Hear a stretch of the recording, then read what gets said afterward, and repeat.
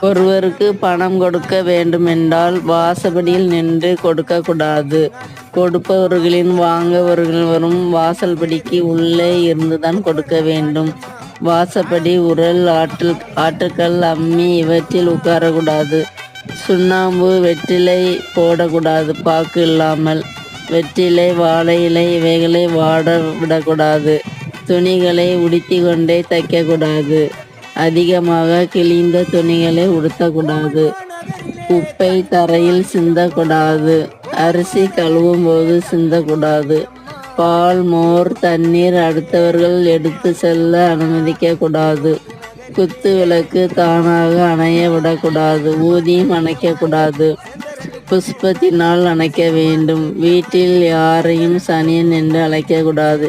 இதெல்லாம் பின்பற்றி வந்தால் நமக்கு ரொம்ப ரொம்ப நல்லது.